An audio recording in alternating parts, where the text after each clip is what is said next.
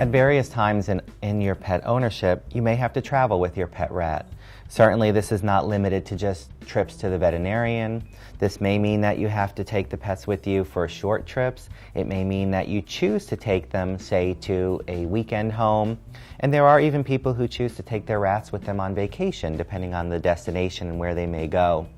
So traveling with your pet rat does become a little bit of a science. The most important thing is having a good carrier. A pet carrier like the one that you see here, standard pet carrier sold in all the pet stores, work really, really well. They're safe. They allow you to provide a great environment for the rat. They can be filled with towels, with bedding, with blankets. You can put their food, a small water bowl if necessary, and provide everything they need. And if you train them to being used to being put in these carriers, they generally don't mind it and they don't resent it in any way. There are a number of different carriers. Standard cat carriers work really well for rats. Some people will choose to use the plastic critter keeper containers to transport their rats as well. Other people will use any type of specially made rat cages for the transport and movement of their rat. If it's just a short trip to the veterinarian, sometimes just putting a blanket or a towel in there is fine to get them there and get them home. They do appreciate the ability to burrow, to dig underneath the blankets, and to actually have an opportunity to hide in the event they become scared or nervous when they leave the home. Anytime you're closing a lid on them, you want to make sure they don't have their feet on the edges of the carrier. You want to make sure that you don't pinch their tail in the carrier.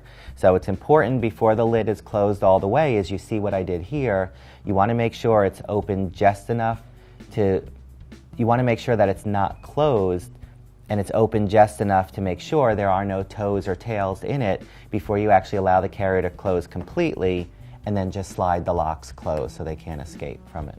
Depending on the type of carrier you use, some of them have snap-on lids that snap on pretty tightly, so you want to make sure that you're being very careful and you're not taking a chance of getting any body part ever caught in the carrier when you close it.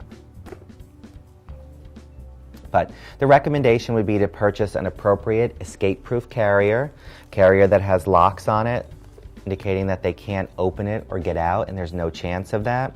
It may mean that you need to put an extra lock on the carrier just to be sure.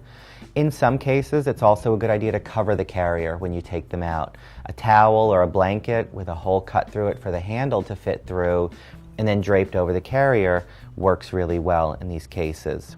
So when it comes down to traveling with your rat, taking them anywhere from the veterinarian to a long vacation, an appropriate rat escape-proof carrier, one filled with lots of blankets and towels, and a means for them to feel really comfortable during travel and transport times is important. Rats don't mind travel, they don't mind going in the carrier, and oftentimes it's pretty exciting for them to have the opportunity to get out of the home. So that's the basics of traveling with your rat.